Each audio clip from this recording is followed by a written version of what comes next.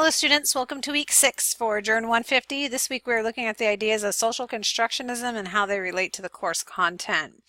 You'll see in the week 6 agenda that we're reading chapter 6, looking at social inequality and media representation. We have 3 direct videos, they're TED Talks that relate to that topic.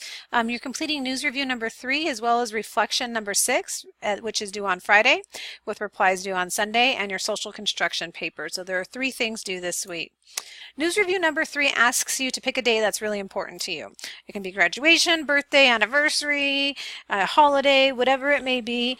Pick the day in the year and Google and spend some time looking at what the primetime television schedule was as well as the box office records for that day in the week. There are 4 things you'll do once you've Googled that date. You'll look at the major genres that dominated the schedule in the top slots of the box office as well as television. You look at the New York Times top seller list for that year and see how audiences responded to those texts.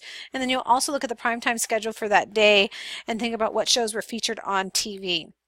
Once you've done that, you'll look at how the items related to that date speak to the nature of what the culture was for America on that particular day. Your point here is to try to extrapolate on how you feel society is influential on culture in that particular day, time, and era, and if you feel that representation of media matches up with what you feel that life was like at that point on that day in that year.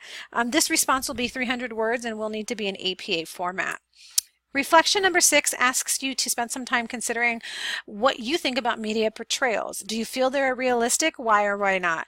What do people mean when they use the word realistic, and what does this mean to call something realistic? So we're spending some time looking at what the chapter presents on that and coming up with our own ideas about if we feel that media portrayals are realistic or not, and then what that term realistic really simply means from your perspective. Your original response is due on Friday with replies due on Sunday.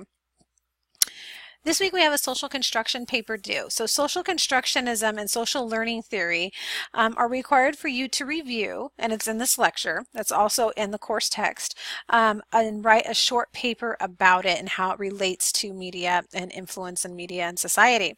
Your paper will be 500 to 700 words, and it will include a cover page and a reference page. You'll also use APA format in terms of having a title page and text citations and references, and at least 3 outside scholarly sources and 3 popular sources to support your assertions. So 6 references total that I'm looking for outside of the course text. Popular sources would be anything that's non-scholarly. So it could be a television show, a book, or anything like that. Scholarly sources are academic journals that you can find through the CBU library.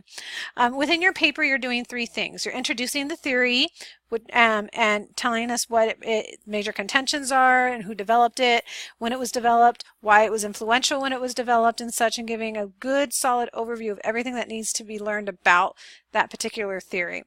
The second thing you'll do is choose a media example and apply it to the theory. You'll explain how the theory, how would the theory explain what is happening in the media show, as well as how you can learn from using this theory within your life, or how it explains the media example. So a media example could be a television show, it can be some type of social media postings, like an account or something like that, it can be a book or whatever it may be. All you need to do is argue how social constructionism and social learning theory are influential in this theory and how it helps explain what the nature of that particular media example is and why. You'll apply the theory then to your life and media consumption. What do you learn about yourself when understanding these theories and greater society as a result of researching this theory, and what does God's Word tell us about what you've learned? So within 500 to 700 words, you'll do that. It's very important that you start on this paper early, as it's worth 10% of your grade. If you have any questions on what these theories are, you have not found, if you need more clarification than what's in this lecture or what's provided in the text, please reach out to me so I can help clarify some of those questions.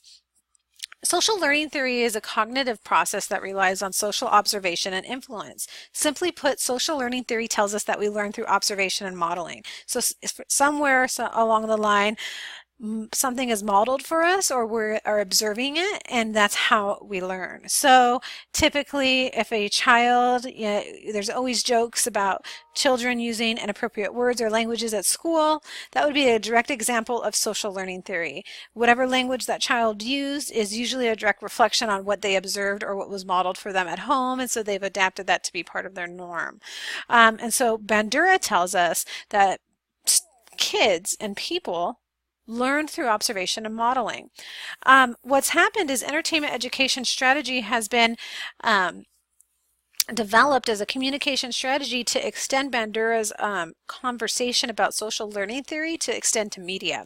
And it tells us now that we've learned and we've been able to prove that social learning theory applies to media consumption as well. So children or people will develop the behaviors and habits of media they consumed based off of the observation and the modeling of them.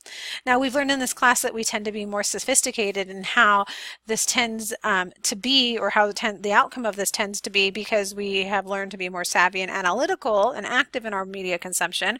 But from a passive perspective, this truly still applies. Most importantly, what it's telling us is that we can learn directly from media that we consume.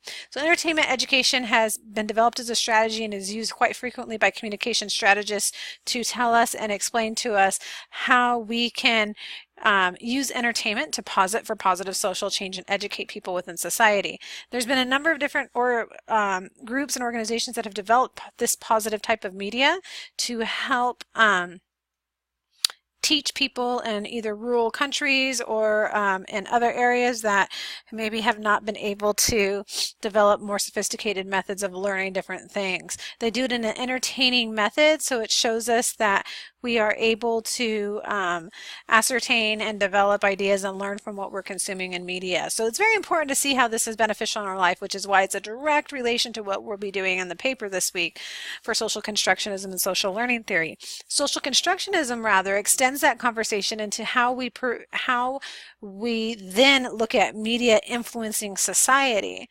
Berger and Luckman tell us in social construction theory, or the social construction of reality theory, that understanding, significance, and meaning are created not within the individual, but in coordination with other human beings. Specifically stating, it tells us that human beings construct reality or rationalize their experiences by creating a model of the social world and how it works. So directly looking at what media is and constructing our reality based off of what we've consumed in that media, to then understand that media must, or reality must mean this. So we rationalize our experiences by creating a model of the social world and how it works. Specifically, we look at language as the essential system to help us establish this reality. We walk into a classroom and we automatically know there are certain norms to be.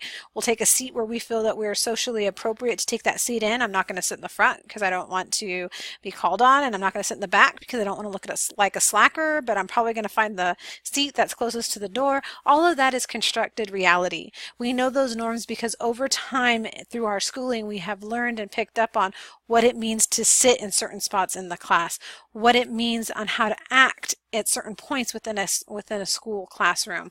And we've learned that through language and observation. So what we believe is really shaped by our social interactions and our life experiences with other people.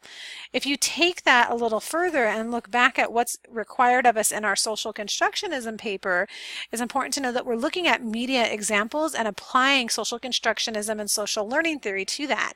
So we're looking at and determining how learning is a cognitive process that relies on social observation, and as well as that language is the essential tool in helping us really shape in what we know about constructing reality. Once we've done that, we'll be able to then to better articulate how media is influential within society and how society is constructed largely by what we observe through media. That's the primary premise of this paper. To clarify, we are reading Chapter 6 in the Media and Society text. We are watching 3 videos related to Chapter 6. We're completing a news review number 3, reflection number 6, and our social constructionism paper. If you have any questions, please reach out to me. I look forward to interacting with you this week and pray you all have a great week. If you need anything, I look forward to hearing from you.